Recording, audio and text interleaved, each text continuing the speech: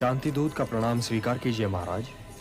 अब ये बताइए कि आप मेरे अनुज पुत्रों की ओर से क्या प्रस्ताव लाए। मैं तो स्वयं अपनी ओर से आया हूँ और अपना ही प्रस्ताव लाया हूँ। आप तो स्वयं ज्ञानी हैं और जानते हैं कि शांति कोई प्रस्ताव नहीं जिस पर वाद विवाद चले। शांति एक आवश्यकता है। युद्ध में पराजय तो एक ही की होती है, किंतु दोनों ही ओर से लड़ने वाले योद्धा वीर गति को प्राप्त होते हैं। योद्धाओं की जो भीड़ इस राजसभा में है वो आज कदाचित संसार की किसी और राजसभा में नहीं है। यदि युद्ध हुआ तो महात्माओं और योद्धाओं का ये जमघट निस्संदेह ही बिखर जाएगा। महाराज, आप भरत के वंशज हैं, आपके पास धर्म की धरोहर है और इसीलिए है धर्म ध्वज रक्षक। मैं जो कहने जा रहा उसे ध्यान से सुनिए। शांति कभी असंभव नहीं हो सकती। इतिहास गंधार नरेश शकुनी से ये नहीं पूछेगा कि इन्होंने द्यूत क्रीड़ा में कपट क्यों किया था, क्योंकि वो कपट आपकी सभा में हुआ था महाराज। इतिहास युवराज दुर्योधन से भी ये नहीं पूछे कि इन्होंने भरत कुल वधु को भरी सभा में क्यों घसीट बुलवा। इतिहास दुशासन से भी ये नहीं पूछेगा कि इन्होंने दुर्योधन के कहने पर भरत कुल वधु द्रौपदी का वस्त्र हरण करने की असभ्यता क्यों दिखाई। इतिहास इसके लिए भी आप ही को दोषी, आप ही को उत्तरदायी ठहराएगा महाराज। इसलिए ये जान लीजिए कि शांति का